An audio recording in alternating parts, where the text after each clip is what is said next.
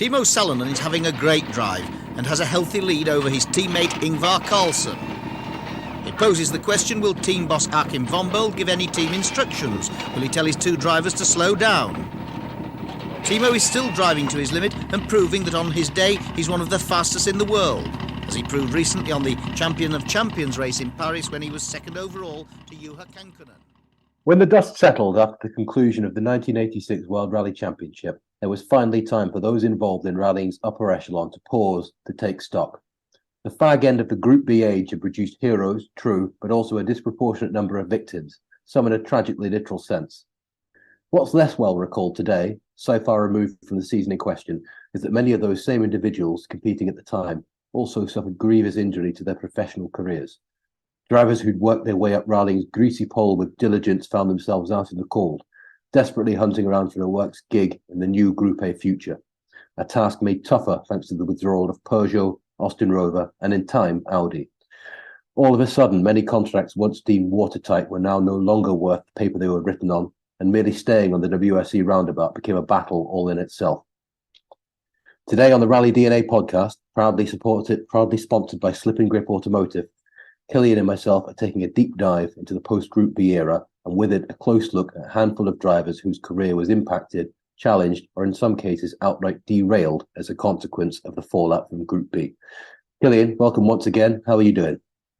Very well, Jamie. Good to be back once more, and another great topic as suggested by yourself. So you've got to take credit for this one. It's an interesting one, this, because I think people, kind of they harp on about the demise of Group B and in terms of the kind of the spectacle and the cars and the volume of teams, but I think it's not often discussed how it kind of made those paths for the people involved diverge, and yeah, exactly what we're going to dive into, I guess, and a lot of different ones, and we'll talk through obviously 6 of them here, but for some it outright just stopped it completely. I mean, maybe bring up a few bonus mentions at the end, but it makes for some interesting chats.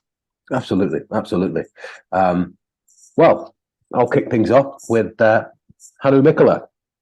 Perhaps as close to a household name as rallying got in the Group 4 era, certainly on a global scale, Mikkola famously did very well out of Group B.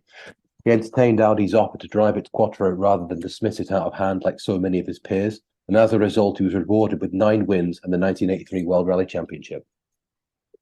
Already one of rallying's elder statesmen by the time the event of 1986 played out, Mikkola's decision to stick with Audi for the following season would again prove fruitful, albeit not to the same degree as early in the decade.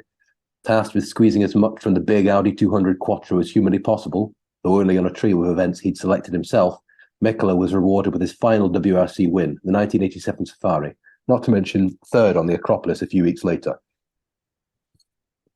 The Safari was an event the Finn had tackled numerous times and came close to winning, only to have success ripped from his grasp for various, usually mechanical maladies. That year's Safari was a grueling slog, and being a Safari of the old school proved well suited to big, powerful, and rugged Ingolstadt barge.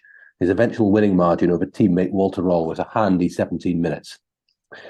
A decision to move to pastures new for 1988 seemed on the face of it a wise one, not least as the team he joined was Mazda, at the time viewed as very much a coming force in world rallying.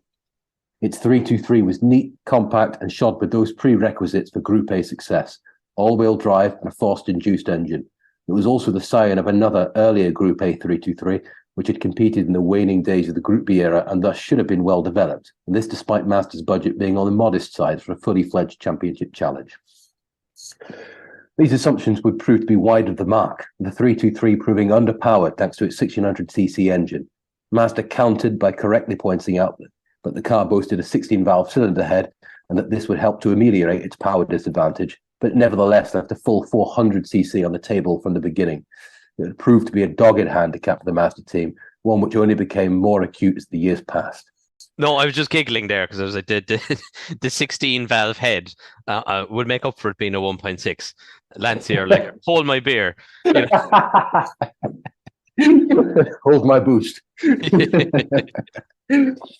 It didn't help that the little Mazda was none too reliable, and so Mikkola's 1988 was beset with reliability issues.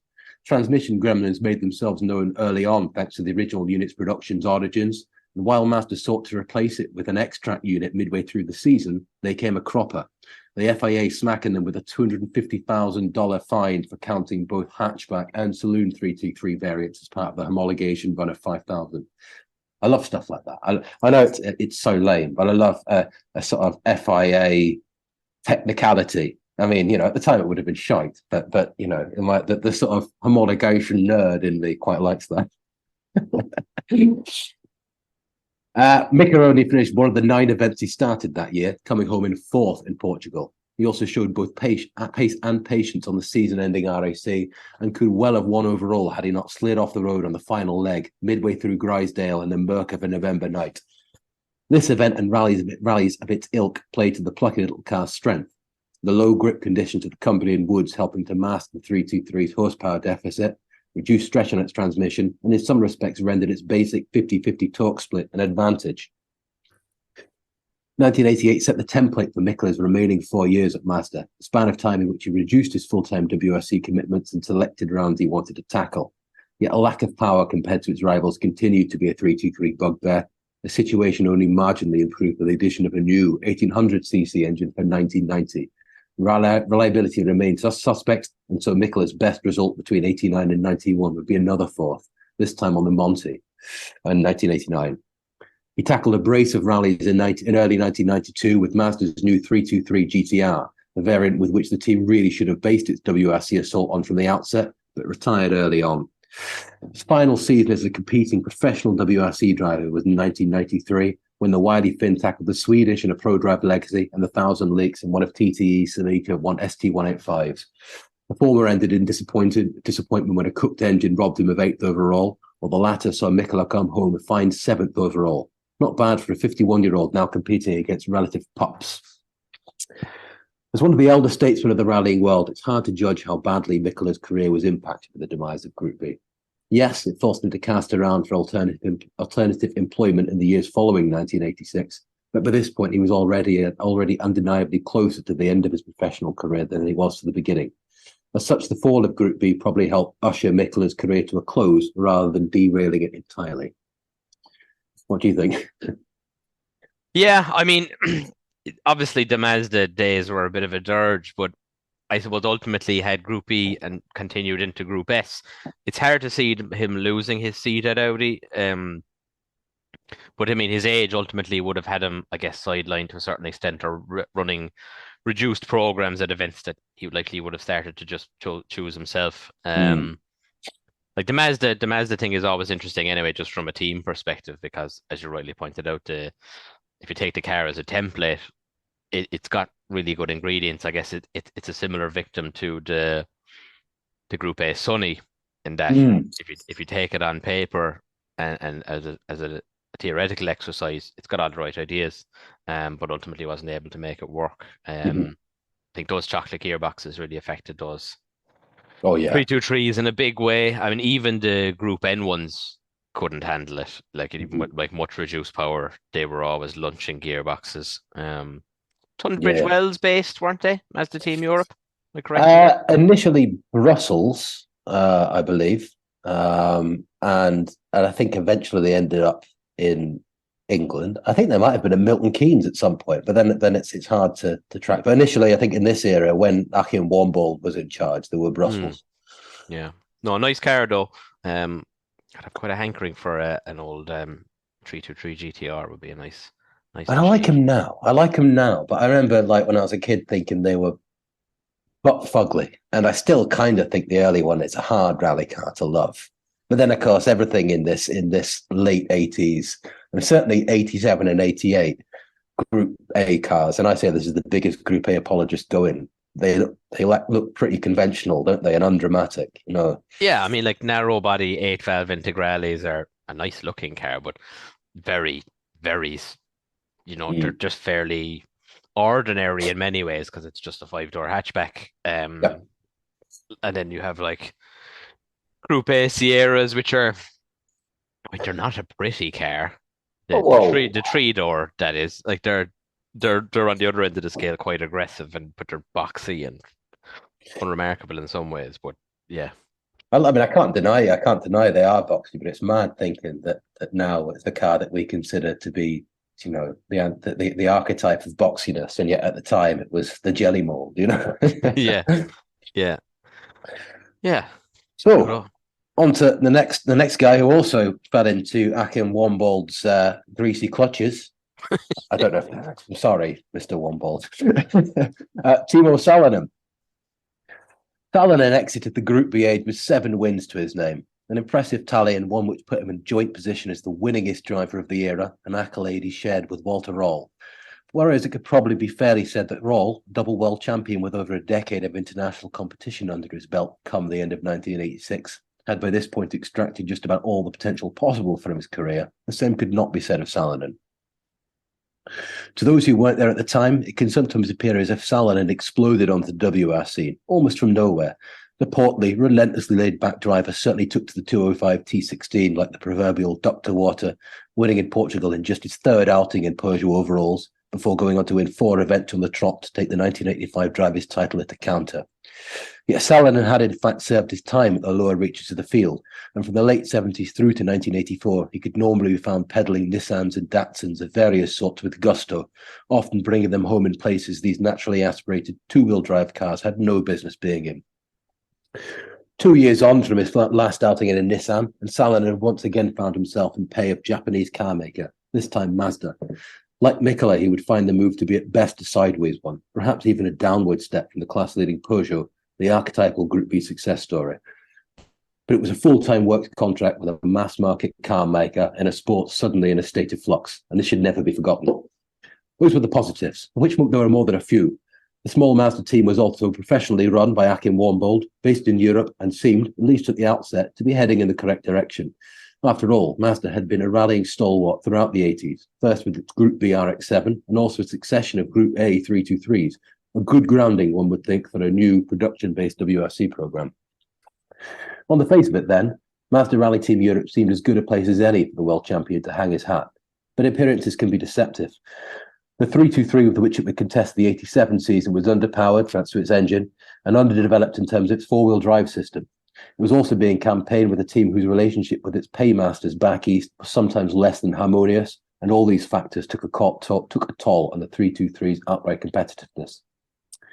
Not that any of this seemed especially apparent at the beginning, and certainly not on the first running of Rally Sweden in the Group A era, in which Salonen scampered off into the distance to claim Mazda's first WRC win. Ahead of more potent and better funded opposition, the result marked an important milestone in Mazda's rallying relationship and seemed to offer a glimmer of hope for the season to come. Certainly, that's what those without a vested interest in a particular team or driver hoped would be the case, as most fence sitters wanted nothing more than to kickstart the Group A era with a down-to-the-wire title fight. That would, of course, prove to be a false dawn. The 323 proved to be both underpowered and nowhere near reliable enough. Salonen found himself taking an early bath on the Monte, Portugal, and Finland, bringing the curtain down on what had been a frustrating partial program for team and driver. Like teammate Mikola, Salonen also had to deal with transmission frailties and the loss of the extract unit intended to replace it over the course of the first season. 1988 brought more of the same, with Salonen able to partially make up for the 323's lack of outright grunt by driving to the limit in low grip conditions, but there were no more victories. Salonen had to be content with 4th at home in Finland, impressive given its big power nature, and a fine 2nd on the season-ending RAC. 1989 would prove the last for the original 323, and while it would be wrong to call the season an unqualified success, it wasn't without its bright spots. Chief amongst these was a stunning 2nd place on the 1,000 Lakes, an event in which Salonen was bested by an on-form Mikael Eriksson in a big boost Gallant VR4. Salonen finished above the likes of Carlos Sainz and Kenneth Eriksson, both in Celica GT4s, and also Mickey Biasion in a Delta Integrale. These results were doubtless aided by a new center differential with a viscous coupling, finally addressing one of the 323's most glaring deficits, its 50-50 drive split. Salonen nearly put it to the best of uses by winning in Sweden, but slid out of the lead and into a snowbank, leaving the way clear for his teammate Ingvar Carlsson to take a maiden win. The next year would be Salonen's 4th and final at Mazda, and despite the launch of the new 1800cc GTX version of the 323 midway through the year, it would prove to be another frustrating experience. A best result of 6th overall in the 1,000 Lakes was a poor reward for Salinen's investment of so many years, and this despite it being the event on which Mazda opted to debut its new car. It likely played a role in his decision to depart the team at the end of 1990. And so Salinen pitched up at Mitsubishi, the team with which he would end his professional WRC career. In truth, he'd been running partial campaigns since the late 80s by this point, content to pick and choose the rallies he enjoyed or which best suited the traits of the car in which he happened to be driving. Mitsubishi would be no different, with Salinen taking six WRC events with the best placing a 4th on the RIC rally over the course of his first year with Rally Art. The following year saw him tackle Just Monte in Rally Portugal, which he was awarded with 6th and 5th respectively.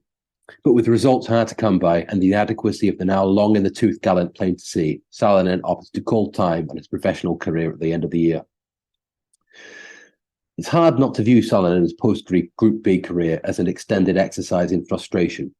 Whether or not the man himself would agree with such a grim assessment is pure conjecture, but it's probably safe to say he would have expected more success in the years following his departure from Peugeot to Mazda.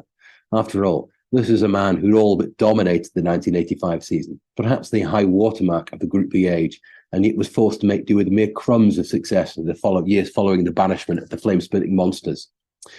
Hindsight tells us the move to Mazda from Peugeot was far from ideal, and in fact contributed to Salinen's decrease in form. Denied the tools with which to showcase his talent regularly, Salinen's worth in the fickle service part began to decrease. The new generation of up-and-coming youngsters hove into view. The likes of Carlos Sainz, Didier Auriol, and eventually Colin McRae all began to shade Salinen whenever inter-team talk turned to a new driver. It should, of course, be stressed that hindsight is a wonderful thing, and also that to Salinen, the Mazda contract must have seemed like little short of a lifeline when it was offered in 1987. Here, after all, was a cast iron full-time works contract in a world recently upended, and with the team seemingly on the track to rallying greatness. A shrewder man would have struggled to turn Achim Wombold's advances down, and so we should never blame Salinen for this. I think this is the most troubling for me post-Group B career. If that's not too strong a word. I really rate Salinen, as anyone should, really. And that's quite apart from being an incredible character. But just he deserved so much more, and could have achieved so much more, and was never given the tools properly, in my opinion, in the years following. No, certainly not. But I think for me, Salinen, like many of his generation, they were never... They seemed like a few of them they wanted to go and do the rallies they wanted to do, and that as these younger, for want of a better word, more professional drivers came along that were doing full calendars or very least most of it, like 10 out of 13 rounds, something like that, or 7 out of 10, this kind of stuff. That I don't know, that they just kind of feel like they fell by the wayside a bit, or how bothered were they? I mean, look, I don't know the bloke. You'd have to ask him. But, these were people that seemed like they were very happy with partial seasons. Now, granted, they want to go out and win those rallies as well. It wasn't to say they didn't want to compete, they didn't want to win, because they did. But they had different views on the championships to the way we view things now. But yeah, the Mazda thing. His 88 season is incredibly impressive in that. Before the upgrades, and given that the competition in 88, like the Lancia was only getting stronger, and the Celica had come about at that point, to get those that second place. Yeah, and 5th on the Monte isn't bad either. I mean, that was a really snowy Monte, if I remember rightly. I think there's a photo of him like carving through a road that appears to be about 3 foot beneath the snowbank. It looks for all the world like a Swedish. But you're right. He was definitely punching above his weight. Yeah, and you're also right about the professional, the lack of professionalism compared to the younger guys. I mean, obviously Salinen and many pins of his life wasn't especially beloved of tarmac, but then you get guys like Walter Roll who outright refused to do, Finland and famously things like that. That would never have flown in the 90s, would it? No, I mean, look, if you put, Salinen alongside your Carlos Sainz, who's just appeared on stage, very different people. Yeah. Oh, yeah. Plus, they were from the era where the partial program or picking and choosing or rounds was was par for the course. Mhm. So it was just expected, I guess. Different generations, both in a sporting sense and a sort of wider sense as well. Yeah, for sure. It's a shame as they didn't last a bit longer, just as it's always nice to have another manufacturer, I guess, and it was a good looking car.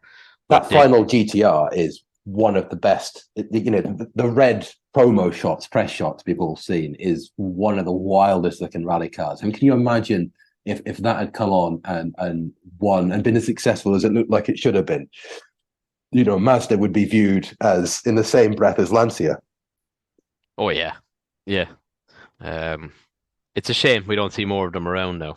Really. Hen's teeth, those things. But I'd imagine getting bits for them is nigh on impossible. It's not like Mazda's dealership network is particularly exhaustive this way, anyway. No, not over here either. No, no, no. Okay, so your two kind of tied together pretty nicely. So my first two are kind of similar. Again, they follow a similar pattern. They'll kind of link nicely, but then dramatically diverge in a couple of ways. So I'm going to kick off with Juha Kankkunen, good old KKK. After cutting his teeth in the obligatory Mark II Escort in the late 70s, being coached by Timo Mäkinen no less, and progressing to a Manta GTE in 1982 to compete outside of Finland, which was actually blighted by a host of mechanical issues. KKK made the step up to the big leads in 1983 after Toyota came a knocking.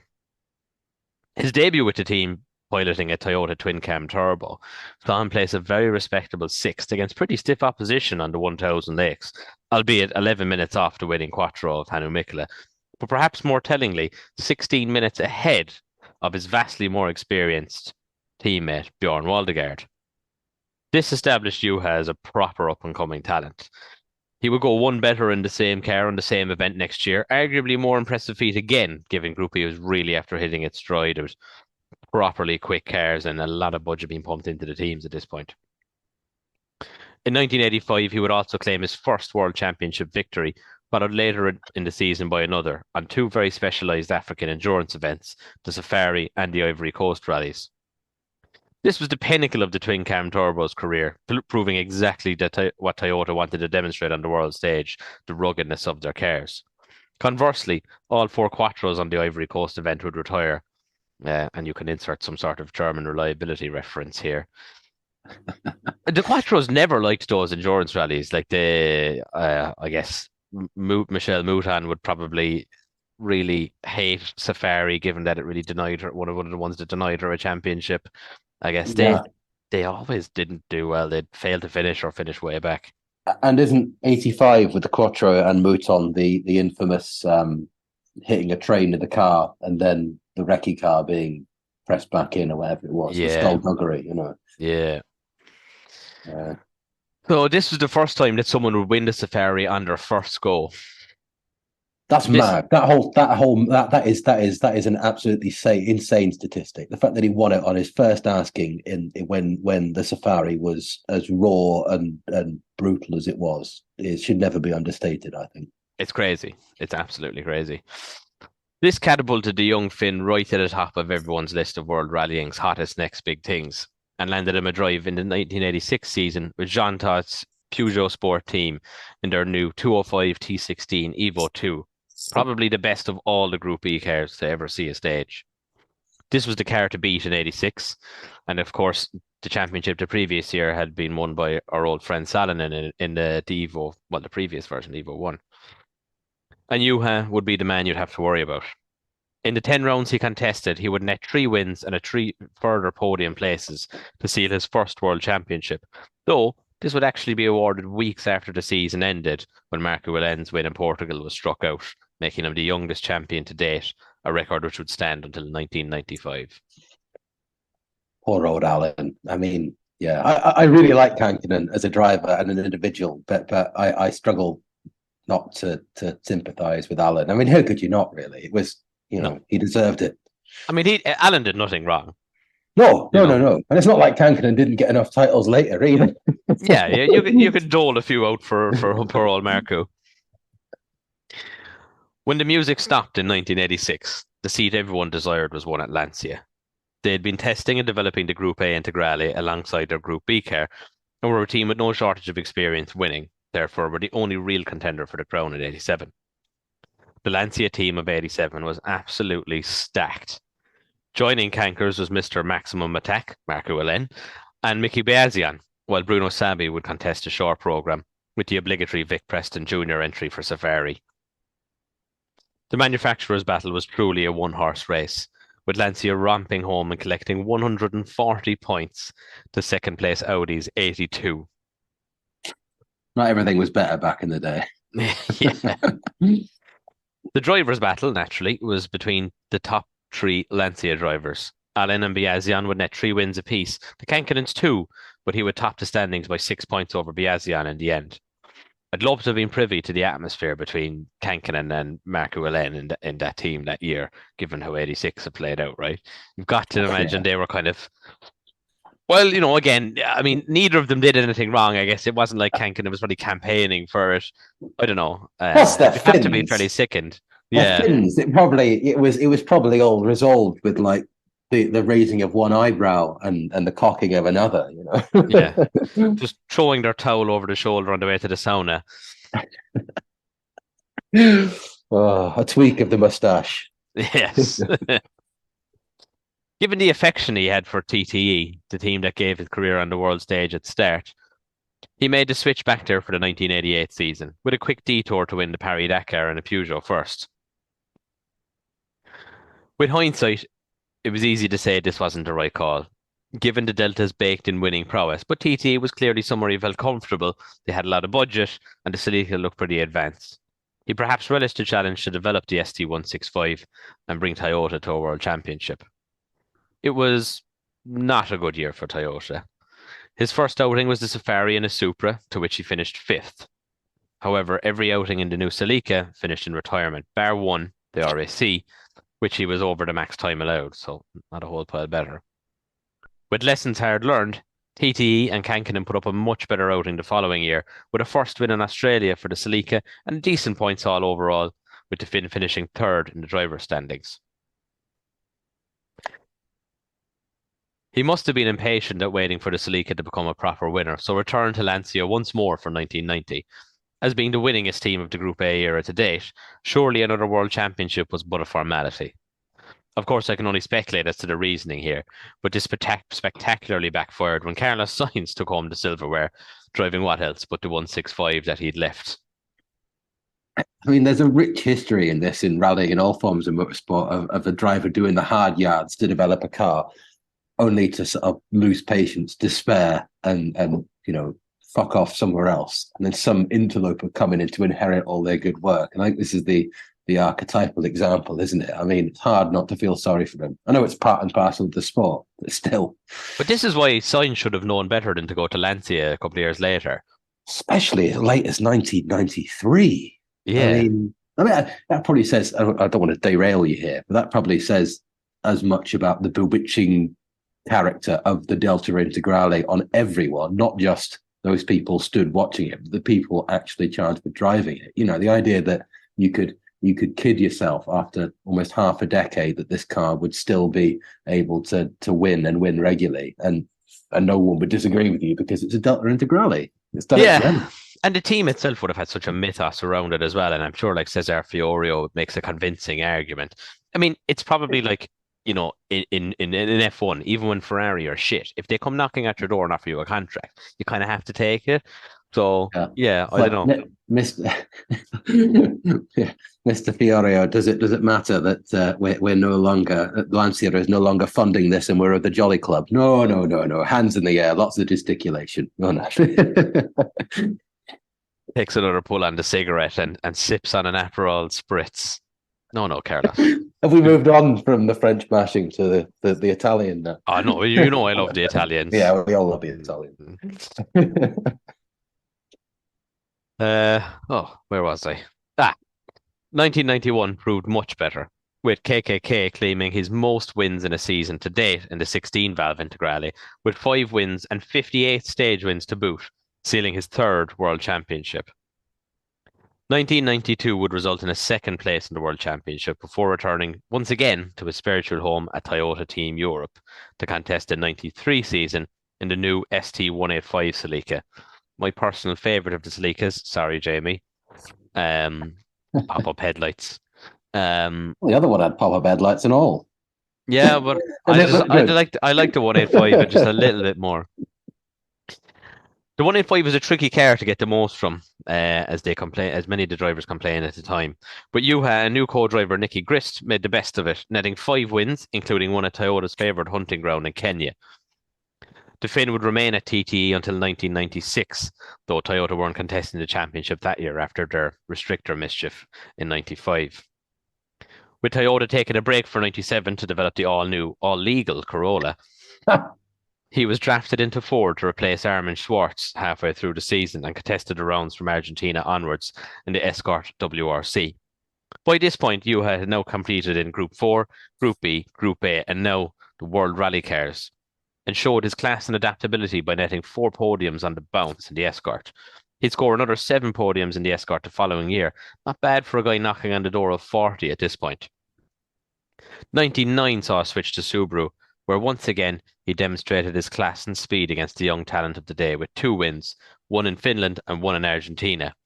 2 famously challenging events, and showing he could manage this new class of cars that so many of his contemporaries from the 80s struggled with. The Argentine one is the team orders row, is it not? Where Robert Reed said, "Where there's a fin, there's a shark," which is, I think, one of my favourite pithy observations ever. Yeah, yeah. Sorry, no, you're absolutely bang on. This will be the last season to see Kankkunen stand on the top step of the podium, however, after a distinctly average, by his standards at least, 2000 season. He was left without a works drive for 2001, though he was drafted in by Hyundai for Rally Finland, in which he failed to finish. 2002 saw him back in Hyundai again for a partial season, though this was not a car capable of fighting at the top end, and after a 9th place finish in Rally GB, this was the last time we would see one of the greatest drivers ever to grace a rally stage in a works capacity, barring a Stobart Ford outing in 2010, which it isn't a works drive, actually, but anyway. But I suppose at the top end of World Rally. Juha Kankkunen was and is an incredible talent, certainly in the top 5 rally drivers of all time, in my opinion, not just because of his numerous world titles, but because they straddle different eras, and even into the World Rally Car era, he continued to win and fight for wins in machinery so far removed from a Group 4 Escort as to compare the Wright Flyer with an F16. He was the true winner to form post-86 when so many decided to seek different disciplines, stop altogether, or whose flame flickered out in machinery far below what their talents deserved, in a time where far less opportunities were available. Juha Kankkunen, however, made it work, and he had a cracking moustache to boot. And he also set a world speed record on ice in a convertible Bentley. Black, brown, Pirelli. Mate, I can't disagree with any of that. And I think you're completely right. The highlighting the broad straddle of eras he competed, well, not just competed, but won in as well. Well, this is it. It's not like he's just plugging along for 5ths and 6ths. Yeah. He was right up there. In an ideal world, he'd have got a WRC World Rally Car title as well, just to really, because that would have, but hey, I mean, yeah, just incredible character, and hard to begrudge all the success, really. And I think it's probably fair to say that he did the best out of anyone who was at the top of the world in Group B, as you said, from the transition to Group A. Yeah, he is the success story from it. Okay, he benefited maybe from being a little bit younger, because I suppose at the time, people were kind of arriving at the top end at a slightly later stage of their lives, and the Group B days, like your Mikolas and your Blomqvists have been knocking around a long time, so. He was one of the young guns when it came around, but he managed to make those newer cars work, those Group A cars, and then the WRC cars. Like, even people graduating from kind of Group A struggled with WRC machinery. So really, really impressive, I think. You raise a good point there about that, like the age of WRC debutantes obviously decreasing now, but Kankkunen, what would have been in his early 20s or whatever, when he broke into works WRC drivers at Toyota in Group B, whereas a lot of the guys that he was competing against, the Mikolas and the Waldegards, probably would have been in their mid-30s when they did the same, maybe slightly younger. But, motorsport as a rule was a lot easier to make your way into, provided you had the funds and the talent, of course, at a more advanced age back then. Yep. Whereas now, obviously, if you're not winning, competing regularly, by the time you're at nappies, it's kind of... Yeah, you can miss the boat quite early these days, and there's kind of no going back. I'm worried that boat's never returning for me. Mine sank. Lusitania WRC rally. You could draw a neat enough line between Kankkunen and this next one, because their paths ran almost parallel post Group B. But yeah, came quite different in the end. So Mickey Biazian, the only person on this list who was lucky enough to be photographed with myself. Massimo Biazian, better known as Mickey, was born in 1958 in northeastern Italy. He came to prominence in the early 80s in the Italian National Championship, driving a variety of Opel machinery, before he moved to Jolly Club in 83, where he absolutely dominated the European Championship in his 037. Side note, how good was the European Championship in the early and mid-80s? Oh, yeah, it's just full of 037s covered in fag liveries, like Danny Serrato, and isn't Biazian's 037 the one with the West backing? I'm probably wrong, but certainly it's... yeah, and you've got what's his face in the gold and black affair. Yes, I love that one. Fabrizio Tabaton. That's it, Tabaton. Yeah, yeah, that's a great looking car. Oh, well, just the 037s in any livery, it's hard to make them look bad. Covered in muck and shite, and yeah, just the ultimate thing of there being no bodywork after the rear wheels. Just fuck it, bunks and mudguards. Let's go to the pub. Let's go. His first outing with the team resulted in a win and continued with another 6 victories that season, while also placing 5th on that year's San Remo, which was a round of the World Championship. 1984 saw him contest more rounds of the World Championship, with a really impressive 2nd on the Tour de Corse behind Marco Allen of the Lancia Works team. Perhaps more impressive was his 2nd place in Portugal the following year, still in a 037, while the remainder of the top 5 were all in 4-wheel drive machinery, though he was over 4 minutes behind Timo Salonen's 205 at the finish. That's a really good result. And on a mixed surface rally as well. Yeah, and Portugal is a tricky round anyway as well. Yeah. So yeah, really, really impressive there. His place at the Lancia Works team was all but assured at this point, and indeed, 1986 saw him take a seat at the top table, now equipped with the new S4.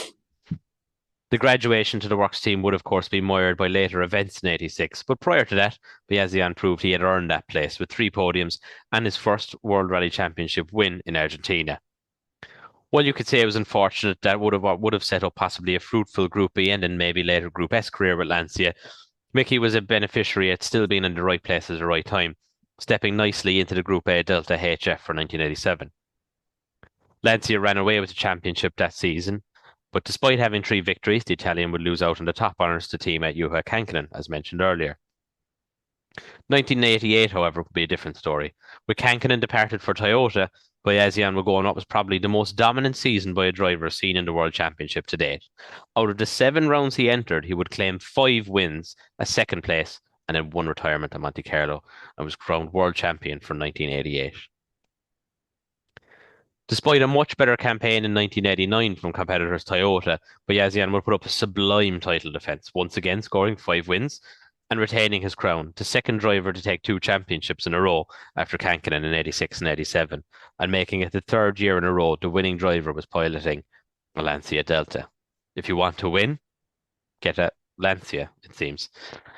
He had also won 2 Kenyan safaris on the trot, not a rally where it would seem the Delta would shine.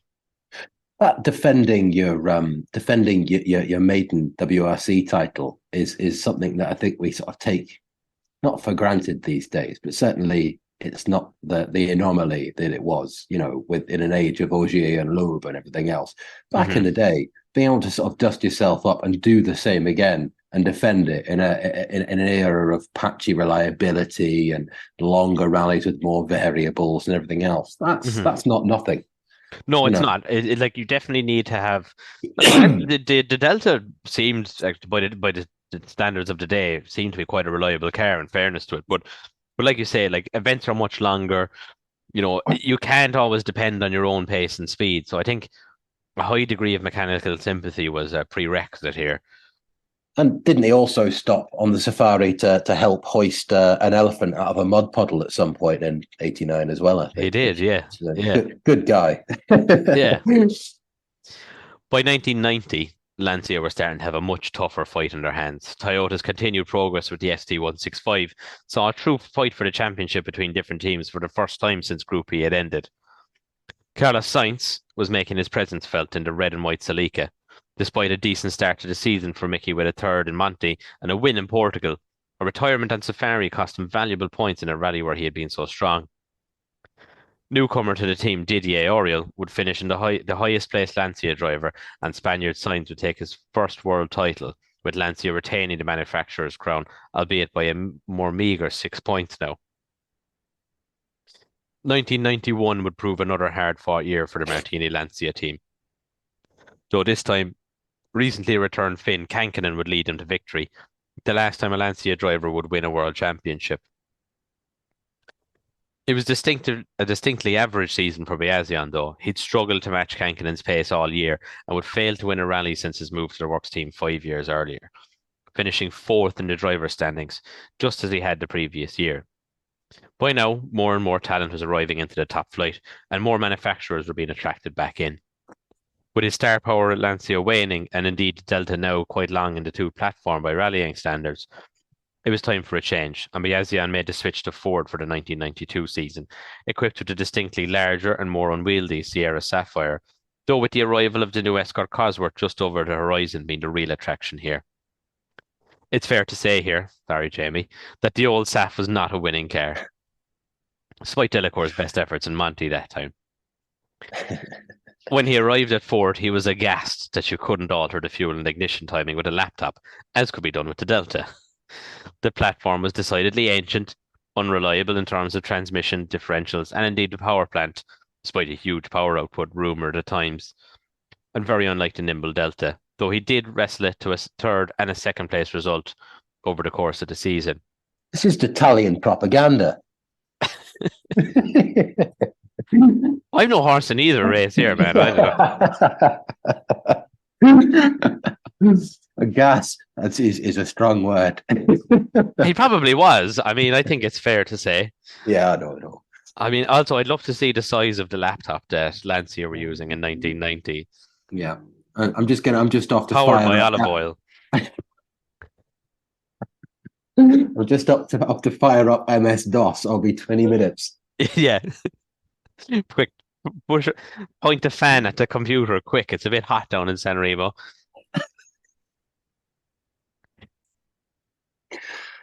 Oh, More tellingly, perhaps, you should look at the number of stage wins. Just 13 compared with 52 in 1990 in the Delta, a year he came fourth in the championship. Worse still, Ford had swapped the shit, but still somehow cool Q8 sponsored livery for the shit and uncool Mobil 1 Autoglass affair. that's a good hill to die on. I'll join you in that one. I think that Mobil 1 Autoglass one just looks so thoughtless. It's just okay. Well, there's a couple of straight lines. Let's stick these here. You know when you're making like a livery in Gran Turismo or some shit, and you're really not one of these people who has a load of time and the patience on your hands to create something, and you just slap loads of stuff hither and thither, and it's all in straight lines, and that's it. So, I mean, I quite like, on its own, I like the Autoglass Mobil 1 livery. It just suffers from not being a cacophony of hearing aid beige and dark blue, which is just horrible objectively, and yet somehow kind of works. Somehow works. Yeah, See I think also early legacy. yes, and the beige turbo fans somehow look better as well. Beige turbo fans is the clincher, isn't it? Yeah. Oh, This was okay though, as in 1993, Ford debuted the Escort RS Cosworth, a much better contender for someone with the Italians' talents. Out of the box, the car was quick, with Mickey taking a podium in Monte Carlo along with teammate Delacour. Winner of the event was his old nemesis Kankinen in a Celica. The real battle for Biazian, though, would be to stay ahead of younger star Delacour first and foremost. The Ford team would continue their form into Portugal, with Delacour winning, and Biazian second, though the Frenchman's prodigious pace on tarmac far outstripped the Italians when it came to the Tour de Corse. Ford now seemed to view Delacour as the star driver, and this started to cause divisions in the team. I don't got the keys to that F40. I want to take it for a quick drive. Oh, it's going to come up. Yeah, I mean, like, it's hard. It's hard. Maybe it's a little bit easy to forget that, like, what Delacour's kind of star power was like in 1993 and 92. You know, in obviously the couple of years later we had, like, you know, McRae winning and Tommy Mäkinen, but like Delacour was going to be one of those guys. Oh yeah. I mean, you know, from out of nowhere, as we discussed in our Monty episode, you know, from two-wheel drive 309s and 205s to leading a rally in a Group A Sapphire, you know. Yeah, like you see Delacour behind the wheel. I'd actually, if you see in-car footage or see car footage of him setting off, you never see a man that looks like he wants to win as much as Delacour. Yeah. Yeah, he's awesome. But you're right about Biazian. I mean, it's a weird one because I never associate Biazian with Group B, and yet he certainly cut his teeth and did his grounding in Group B, you know, and a little bit in Group 4 as well, as you say, you know. But I guess did enough time in 037s, and he got to, you know, he is, because of his arrival into the Lancia Works team just as it ended. He has to be mentioned here because you would assume that he would have been okay. He stayed with Lancia, but he probably didn't picture himself in Integrales. It's also hard to overstate the sort of the romantic appeal of an Italian in an Italian car, you know, doing very well, you know. For sure.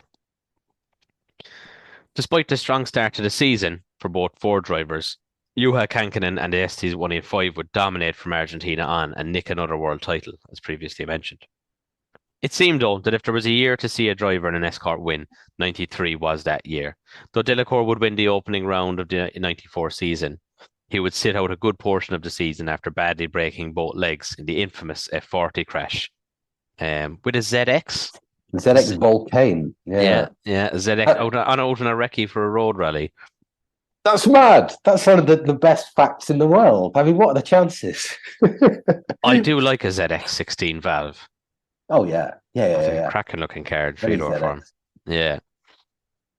Given how close Biazian was to him the previous season pace-wise, you'd think this would be going to bode well for him and be a prime opportunity now to sort of reassert himself within the team and maybe re-establish himself. But alas, he never found a top step and was also plagued with mechanical gremlins.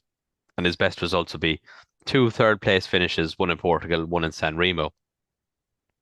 As the season progressed, the car also seemed further and further behind its rivals, and I'd suspect even a fighting fit Delacour would not have been able to challenge for the championship in Akazi. Biazian's relationship with the team continued to sour, and his contract was not renewed for 1995, at which point he basically retired aged just 37. I think it makes a very interesting comparison with Kankinen, which is why I've paired them up, you know, given they've both came of age more or less the same time. Kankinen maybe a touch earlier, but they're around the same age. Actually, I think Biazian might be a touch older, or maybe I've got that reversed. But and retiring at 37 is no age, you know, even now. Even now, but more so then. That's, you know, like Alan knocking around at 51 there. I mean, when did Gronholm get his first win? He must have been in his early 30s for that. I mean, you know, he was. Yeah, he was quite late to the game. Right. Though I'm still shocked that Loeb was over 30 when he won his first one. Jesus wept. Which sounds insane given the run he went on. Yeah, he looks so fresh-faced as well. Yeah. I mean, they both got the same crack at the whip at Lancia in the early Group A days. And even you think that if you look at the two of them side by side, that Juha's kind of team hopping, you would think maybe should have been more detrimental because he was kind of forward and bouncing back and forth. But I think, look, that Ford move, I mean, the Escort was never the car it could have been. That's the thing, isn't it? Yeah, it was always talked about as being this, you know, archetypal Group A banger, and it never quite fulfilled its potential, did it? No. I think history and looking back, it seems very forgiving of the Escort RS Cosworth Group A now. But I it, mean, it it never really looked, it was quick. But I think it arrived if it had arrived a year earlier, maybe. I think you At this can say point the now you're same. Mitsubishi and Subaru then, so I think that applies to Ford's rallying exploits from oh yeah. 1982 to, you know, 2017. To be honest, it's a case of not quite delivering the goods really. Um, Yeah, I mean, like Ford I think we mentioned this just in some offhand chat there, maybe last year or something, but given Ford's close association to rallying and being the rally brand, really, in many ways, Ford yeah, hasn't won a lot of championships. it's been a Not at while. not at the world level, Yeah, certainly. Um, yeah, which is always funny, isn't it? very much so. It's And they've weird. always been there as well. I mean, without many breaks, really, Yeah, a couple, but yeah. So yeah, I mean, at the turn of the century, um, you know, you had managed to make the most of his post Lancia career and still winning rallies, but Mickey Biasian just kind of fizzled and disappeared a mere 5 years after his second world title, and the only decent year he got post Lancia was '93, really. I guess it kind of also isn't to do with a given driver's passion for dealing with the sort of WRC circus. Even Mm, back then, especially if you not so much for Biasian and Kankinen, but if you come of age in an era when you, as we said earlier about Salonen, when you're expected to turn up, have a fag, blitz the opposition, and then bugger off home. The idea that mm, you'd have to now compete in every round of the WRC, and go to all these far flung places. Yeah, it must have been. Not everyone can be a Kankinen or an Allen with a sort of seemingly inexhaustible passion for it. yeah, for sure, for sure. So who have you got next for us, Jamie? I have Mr. Maximum Attack himself, Marco Allen. A constant at WRC level for what seemed like a majority of the 20th century, Marco Allen is a rare example of a top-tier WRC driver finding his career barely impacted by the switch from Group B to Group A. Okay, so you could argue that much of this can be put down to his being a Lancia driver and thus blessed with a succession of well-beating deltas, but it's an impressive achievement all the same. Also impressive is the fact that a significant portion of his vast career took place after the end of Group B, which is no mean feat given he began it way back at the beginning of the Group 4 era in the early 70s. In bare descriptive terms, words like longevity and versatility barely begin to touch the sides. Allen's decision to stick with Lancia for 87 would prove to be a masterstroke, even if there was in reality little chance of this most Latin of Finns departing the team he'd made his own for the thick end of 15 years.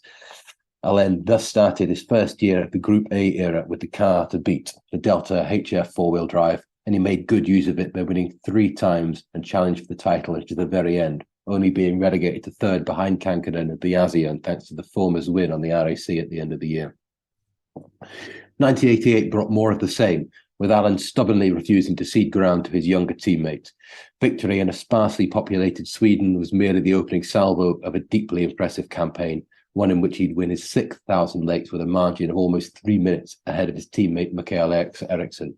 Rounding out the year with victory on the RAC and the new Delta Integrale was one of the few events he'd yet to win. And though it wasn't enough to deprive teammate Biasian of his first driver's title, it would prove to be Allen's final visit to the top of the WRC podium, and a fitting one at that. 1989 saw Allen contest a much reduced programme of a handful of events, though second in Portugal and a third in Australia did much to dispel mutterings that he'd lost some of his speed. His departure from Lancia for 1990 brought the curtain down on one of rallying's most enduring driver-team partnerships and also opened the door to a new career at Subaru. Charged with spearheading its assault on the WRC with its new Legacy RS, Allen at first struggled, his hopes snubbed by woeful reliability over the course of that year. His best result was 4th on the 1,000 Lakes, his only finish of the year, but in truth these early legacies were far from fully developed and suffered from a degree of friction between Banbury and Japan. Only when the latter relented and finally entrusted the former with engine development for 1992 did things really begin to improve, and by that point, Ellen had once more opted to part for pastures new. This isn't to suggest that there weren't bright spots in that year. Ellen briefly battled for the lead on his first ever event in the Legacy, the Acropolis, and even led the RAC at the end of the year for a spell before, predictably, the engine let go. Things would improve as the Legacy became a more reliable proposition in 1991, with Allen able to secure a third overall in Sweden and a brace of fourth places in New Zealand and Australia. It proved beyond doubt that the Subaru was a coming force and that Allen was the man to play a part in it, not least did he manage to net 17 fastest stage times over the course of the year, finished 8th in the championship countback. 1991 was good then, but not good enough to prevent Allen from leaving Subaru for Toyota and its brand new Celica ST185 for the following year.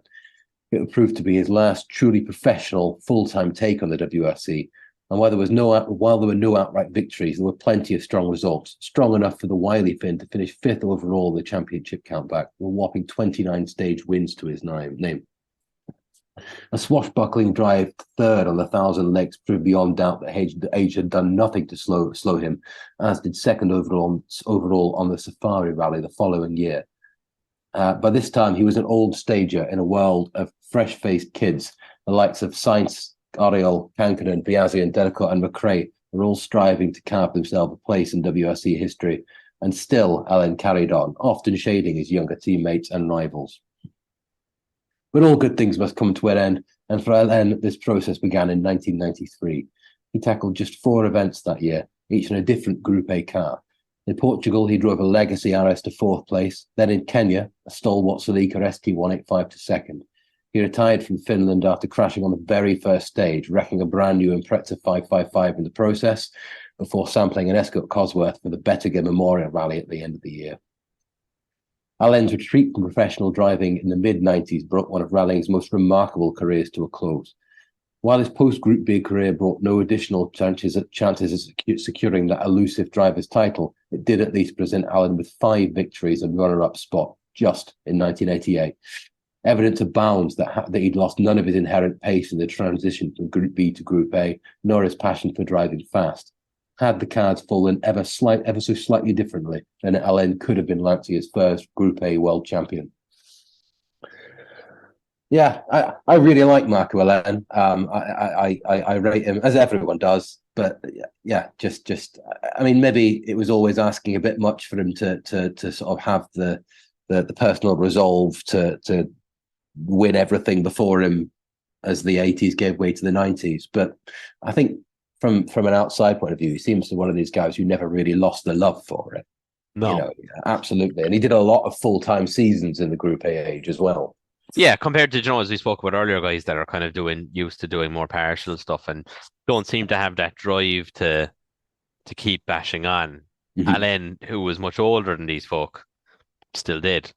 And not without, it wasn't like he was floundering at the back of the field by any means. For a guy that was knocking about rallying in the early 70s and whatnot. And no stranger to winning on tarmac as well. Certainly the Group B era, he won the Tour de Corse in 037 and San Remo, which was mostly tarmac, so not just a gravel expert. Yeah, probably someone that should have had a world championship. I guess obviously we spoke about earlier that his Portugal win being struck out in 86 it cost him, but he did enough to win it, I guess, on the stages. I suppose he won the FIA Cup for drivers, didn't he, in 78? So he kind of does. But, just beat me to it. Yeah, sorry. Yeah, no, you're all right. Yeah. The Celica ST185 year in 1992 always sort of struck me as a weird anomaly. He always looked, well, in retrospect, a bit out of place in a team of such youngsters, but you can't argue with experience, talent, and results either. So, no, and the 185 always a famously difficult car to get to grips with as well. Well, and that year for me, the image that comes to mind when you say Toyota Celica in that year is the image of all 3 cars down the bottom of that gravel bend in Acropolis. I think it is, just not the best of days. I imagine Ove Anderson gave quite a big tongue lashing. Oh yeah, for sure. For a guy who was like famously rather nice, I bet Mm. that day was, yeah, something else. Yeah, it was Greece. It was Greece. And so to wrap things up, Ari Vatanen, a little older than my other two choices, Mr. Oh my God, Ari Vatanen, was a seasoned campaigner by the time Group B rolled around, having been competing since 1971 in a mixture of Ford Escorts, of course, and Opel Asconas, before stepping up to the Rothmans Opel team in an Ascona 400, a car about to be replaced by the new Manta, in which he and co-driver Terry Harriman secured a sensational victory in the 83 Safari. When I asked Mr. Harriman about that particular event, he said you just had to keep throwing parts at the car to ensure a finish, and the direckie was so long his pencil lead ran out, to which Harry replied, just put that in the notes. What a lad. Vatanen's career was definitely influenced by the demise of Group B, but as anyone with even a passing interest in the sport at this time will confirm, it could have all been so very much worse. Vatanen's career was at its zenith when he crashed out of the 1985 running of Rally Argentina in one of the most violent incidents ever seen at WRC level. Both he and co-driver Terry were very lucky to survive the end-over-end smash, not least as the forces involved were great enough to rip the Finn's seat from its mountings, throwing him around the interior of the 205 like a rag doll. Very literally casualties of Group B, despite being luckier than some. You look at the car at the end of it, the remains of it, and it's grim, especially because it took the helicopter far too long to bloody find him as well. It's just It's pretty scary. And any time you hear a seat coming off the mountings, yeah, it's a terrifying thought to sort of imagine, isn't it? Yeah. They survived, but far from unscathed. Vatanen had fractured a cervical vertebrae, 8 broken ribs, a punctured lung, and damaged lumbar vertebrae were all serious and potentially fatal injuries. What's less well remembered is that the whole affair also thrust him into a pit of depression and even caused him to become convinced he'd acquired HIV from the blood transfusion given to him in Argentina, which must have been bloody terrifying. I mean, if he hadn't gone through enough. Yeah, and bear in mind this is 1985 when AIDS and HIV is little understood, complete death sentence and everything else. I mean, it must have been shit scary. Yeah, I mean, look, HIV and AIDS at the time was like the bogeyman disease. It was being, they were literally kind of advertising stuff. It's like, this thing it's going to get you, it's going to kill you. Be careful. That's. It was really people were really there was like a real phobia of it at the time. And a stigma against people who had it as well, completely unreasonably. Of course, yeah. Yeah. Given all this, it's a wonder he was able to return to rallying at any level, much less drive the course car in the 86 San Remo, just over a year on from the crash that came so close to killing him. When all is said and done, the fact that both Vatanen and Harriman lived to drive another day is all that matters, but the incident undeniably served to split Vatanen's career in half. And while it would be nonsense to suggest it robbed him of outright pace or commitment, it did remove him from the 85 title fight instantly, his last chance of success at this level under the Group B rule set. That was as a counterfactual. Would you say maybe that this gave Salonen the championship? Essentially, though Salonen very impressive that he was able to come in from there and do it is unbelievable. Would team orders have come into place? That's it. I mean, that's the thing we don't know, do we? I mean, I think Salonen on an even playing field and allowed to compete would have been a match for Ferrari. I think so too. But whether, of course, Jean Todt would have decided that, Vatanen is the guy that should win because, I don't know, I mean, Vatanen had made more headway towards building a head of steam for a title charge earlier in the year before Salonen. So maybe, God, I love a counterfactual. Yeah, it's always good fun. So comprehensive were Vatanen's achievements prior to Group B, it can all be too easy to forget he was still quite a young man come the events of Argentina 85. Indeed, it's likely only the fact that he was in peak physical shape that he was able to make such a comprehensive recovery, let alone plot a return to full-time driving duties. Yet returning to full-time rallying was precisely what Vatanen wanted to do, and what he set about as soon as he was able. Thus, the 1981 world champion could be found back at the sharp end of rallying mere months from his near-fatal crash. First on the Safari with a Subaru AX Turbo, then some months later at the wheel of a Sierra RS Cosworth on the 1000 Lakes. His spellbinding drive to second overall must rank as one of rallying's most impressive comebacks, not least as the only man ahead of him was fellow groupie refugee Marco Allen, this Finn in a four-wheel drive Delta. There's some great footage of that event, and there's no such thing as an unspectacular bit of Finnish rally footage, but that's really good. Like RS Cosworth's completely sideways over blind jumps and everything else. It's mad. They do look cracking on those Finnish gravel, don't they? That biplane wing actually doing some use maybe for once. For once, yeah. Vatanen's next move saw him decamp to Mitsubishi for a torrid spell driving its new Galant VR4, a car which promised a great deal, but was ultimately hampered by its size and temperamental reliability. Vatanen's best results from his 2 seasons at Rally Art Europe and its wayward Galant would be a careful drive to 5th on the RAC in 1989, somewhat shaded by the drive to victory by his newly drafted teammate, Pentti Arikala, and yet another second place on the 1000X the following year. Seemingly keen to experience as many Japanese Group A saloon cars as possible, Vatanen then swapped Rally Art for ProDrive, taking his Banbury debut on the 1991 RAC in a Legacy. He'd finished 5th on his Subaru debut, a result backed up by further strong showings in Finland, 4th, and again at the RAC, with a 2nd the following year. It's probably fair to suggest that Vatanen timed his move to ProDrive with perfection. He effectively inherited a well-developed car in the Legacy, with much of the painful R&D having been done by his fellow Finn and arch rival, Marco Allen, as mentioned earlier, before he left for Toyota. I was therefore able to set about ringing a string of points-paying finishes with it. 92 brought to Finn a handful of retirements, some caused by his own exuberant driving style, a 4th and 2nd on the 1000 Lakes on the RAC respectively. Maybe he passed some of that on to his young Scottish teammate that arrived on. I think the Legacy in the blue in the State Express colours that looks absolutely rubbish.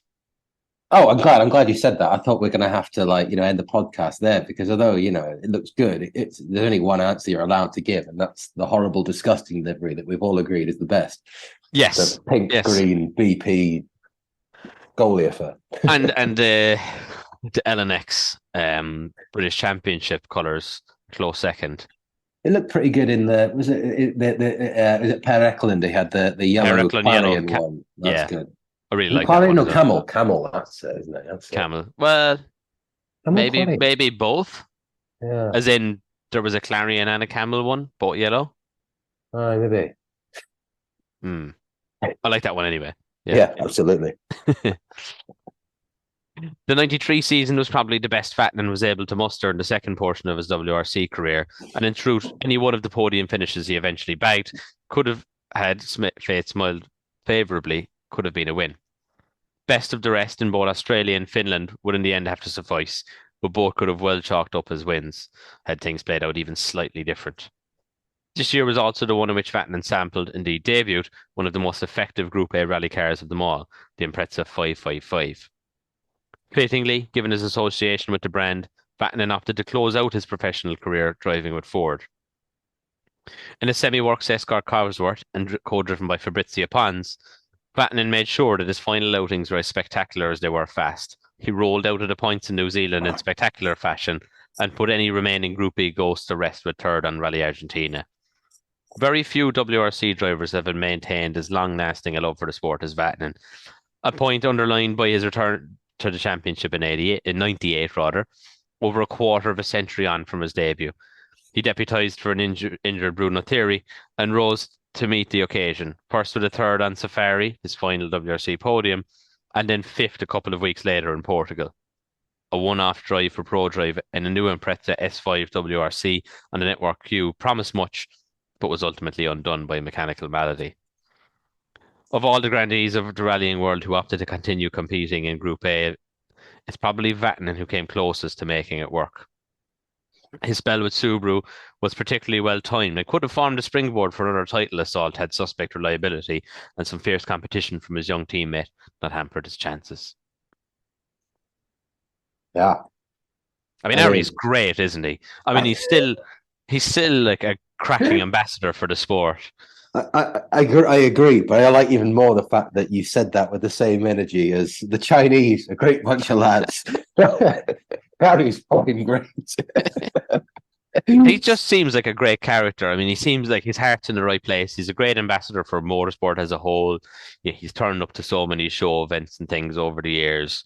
Um, his views on the state of the world, he doesn't keep to himself. Yeah, Obviously, he was member of European Parliament for a while. he was. Um, And he's got time for everyone. I'm sure. Seems to, yeah. I think most people, a lot of people have met him because he puts himself everywhere. And I remember about 6 years ago, I wrote something for the promo guide for Rally Day, and it was just a summary of his career. It was nothing special, certainly nothing that hadn't been written before in a similar thing. And yet, when I went and sort of said to him, "Can you sign this?" He, flipped through and read a little bit of it. Was there for like 10 minutes and actually read bits and gave us sort of his approval. It was just like it meant a lot. The guy is a complete gentleman and an all-round goodest of good eggs, I think. Yeah, no, it very much seems so. Never met him, would love to, but I mean, he oozes class and style, as you say, seems to have time for everybody, on top of his great talent and results, top Well, that. the whole story has everything, the massive crash. I mean, I suppose maybe it's the romance in me that wishes he got a title in the Group A age. I think, it doesn't matter because he's already confirmed as one of the sport's greats, but I don't know. There was another one in him, for sure. sure. There was totally another one in him. Absolutely. Yeah.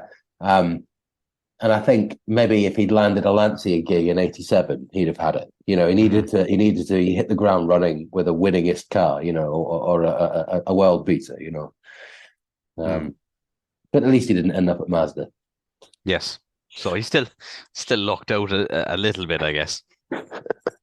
And he drove lots of badass 405 rally raid cars, didn't he? So I mean, yeah. And then the climb dance and Pikes Peak and all that. Yep. Yeah. One-handed, shading the eyes. Thank you for describing for reminding that it's a podcast. Visual medium. Yeah. They can't see you doing that. And I also put the hand the wrong way, so it looked like I was giving a weird salute. So So those are six, the post-Group E careers of six Group E legends, I guess. As Jamie, great idea. I think they do make worthy discussion because they're all quite different. It's just more so for the fact that these guys were all on the top of the world, and that world was taken away from them.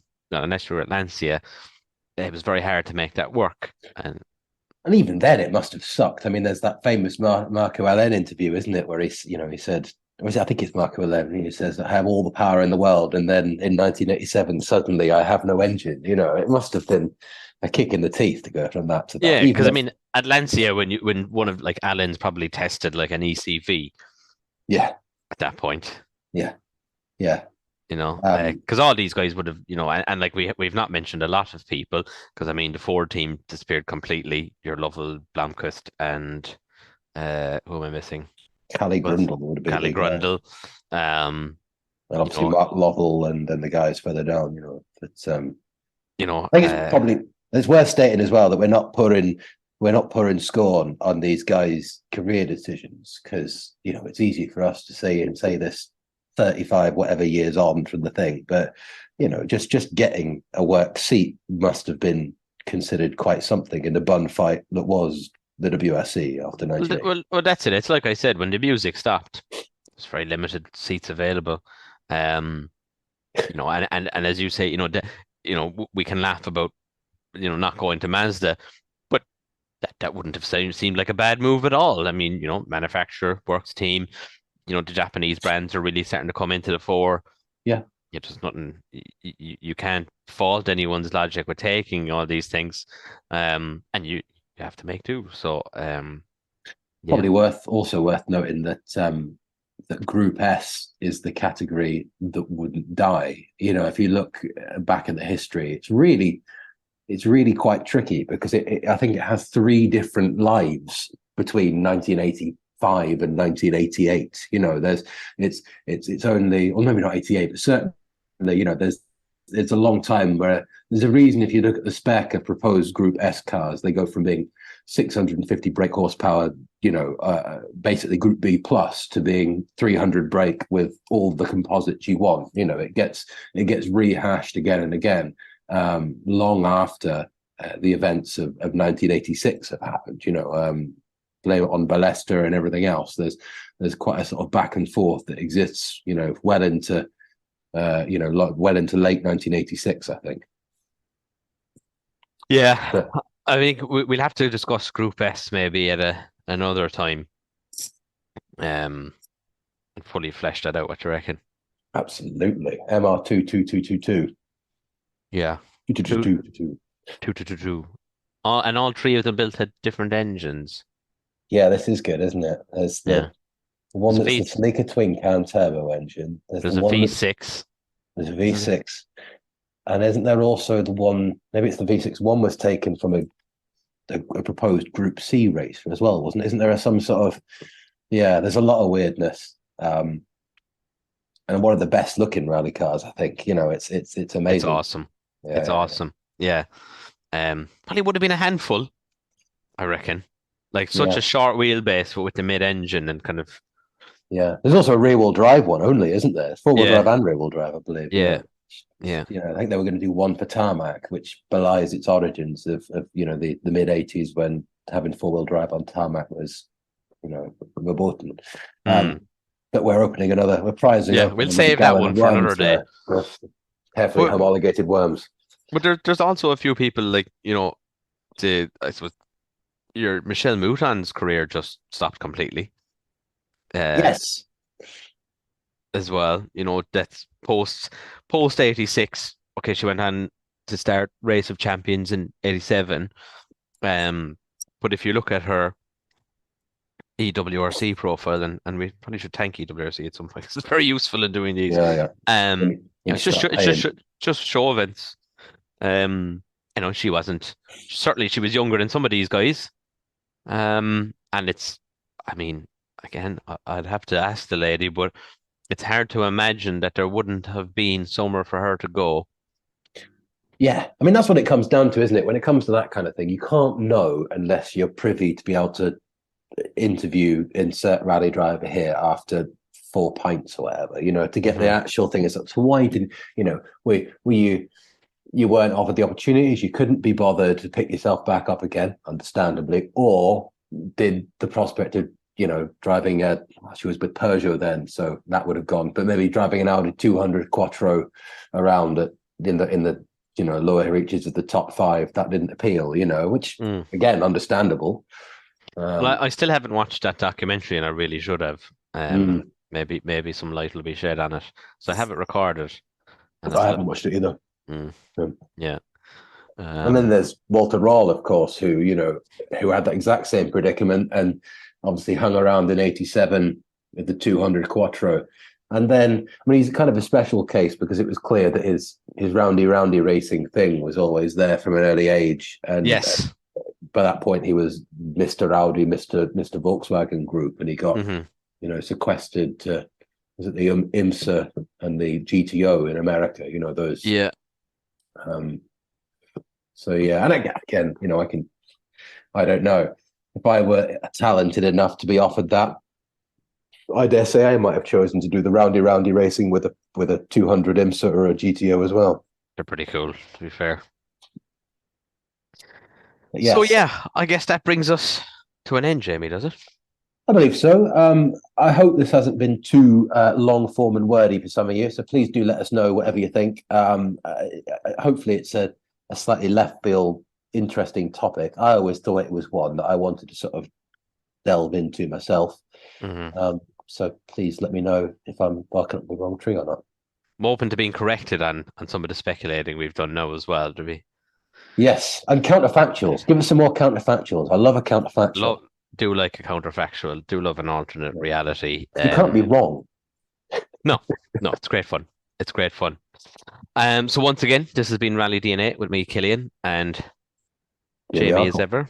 join us in 2 weeks' time for the next episode. And please check out our sponsor, Slip and Grip Automotive, leading track day organizer, and also have access to the Bont Rally Stage for all your tarmac testing needs. If you're a Welshman with a Mark II Escort and you fancy coming to Ireland to do some tarmac rallying and the best tarmac rallying in Europe, and you need to get your eye in, you should probably check out the Bont Rally Stage. Otherwise, you'll be at nothing when you get here. So, yeah, like us, share us, turn on notifications, follow us on Twitter, follow us on Instagram, and we'll see you again soon. Thanks very much for listening. Goodbye. Thank you very much. 1, go. 100, long easy left. 70, caution, long fast right tightens into very long K right. 300.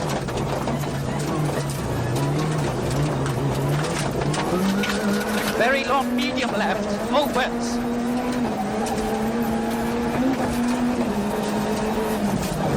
100.